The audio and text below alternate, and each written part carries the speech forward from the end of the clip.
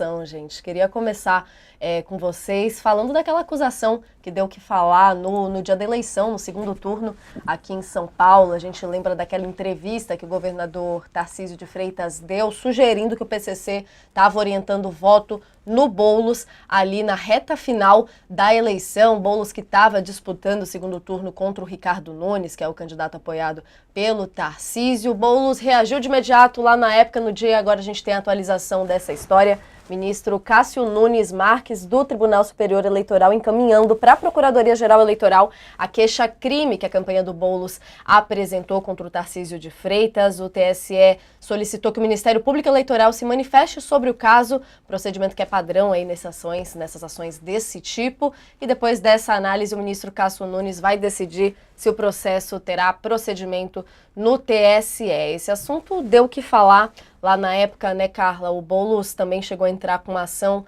na Justiça Eleitoral, pedindo a inelegibilidade do Nunes, do Tarcísio. Como é que você vê essa movimentação de agora no TSE? Tem chance de sucesso esse caso? O que a gente pode esperar daqui para frente? Então, Natália, como a reportagem diz aí, esse passo, né, que o Nunes Marques, o ministro Nunes Marques pede informações, é um passo processual padrão, praxe.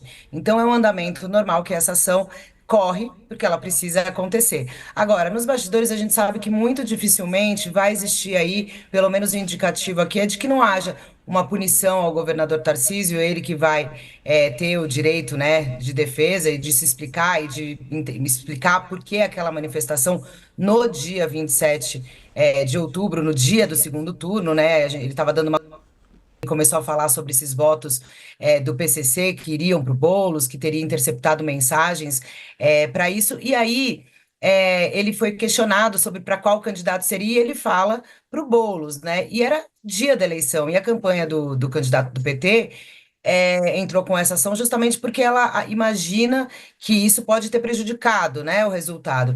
Mas o Ricardo Nunes, ele já vinha também às frentes na pesquisa, né? Tudo indicava que o prefeito ia ser reeleito. Então, também a justiça leva em conta qual foi a efetividade dessa ação e, claro, o dolo ou não dela.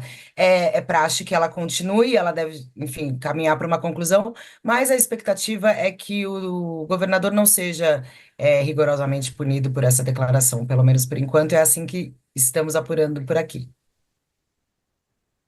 E no caso da Justiça Eleitoral, nesse ponto da inelegibilidade, né, Andresa, dentro desse contexto, para a gente fechar esse assunto, então, essa questão protocolar agora do TSE, no caso do ministro Cássio Nunes, mas nesse caso como um todo, o que falta responder, o que ainda pode acontecer ou não envolvendo o governador nesse caso?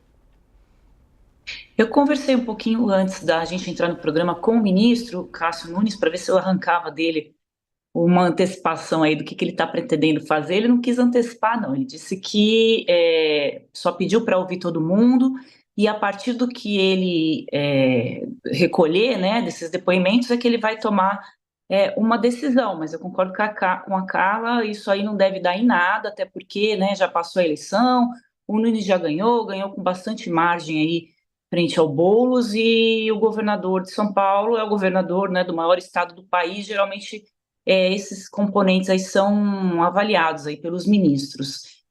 Eu tenho uma coisa que eu acho muito curiosa com relação a isso, que os três nomes da direita estão todos pendurados aí na justiça, né? Tem o Jair Bolsonaro, que já está inelegível, o Tarcísio, que pode ficar inelegível, né, se as circunstâncias que a gente está comentando aqui mudarem, e também tem o Pablo Marçal, né, que também está pendurado também na justiça. Então, são nomes fortes aí da direita, que está todo mundo com o pescoço ali na forca, e curiosamente, no TSE, nas mãos do Cássio Nunes, que foi indicado para o Supremo pelo ex-presidente Jair Bolsonaro, né, tem uma conexão ali com ele. Claro que quando eles assumem os cargos de ministro, eles são independentes, até porque esse cargo vai até os 75 anos, não dá mais para tirar o ministro de lá, mas tem uma conexão ali com eles. Então, o Bolsonaro já disse que ele vai se candidatar nas eleições de 2026, mesmo estando inelegível, e que a Justiça Eleitoral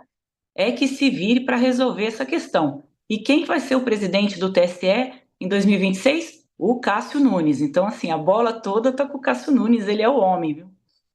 ver como vai se dar esse malabares. A gente vai falar, inclusive, do caso do Marçal, ele que disse que a velocidade toda ali no caso da apuração do caso dele foi justamente ali uma perseguição aos nomes de direita. A gente vai entrar nesses detalhes em breve, logo mais, depois de um rápido intervalo que a gente faz agora. Quem está na TV vai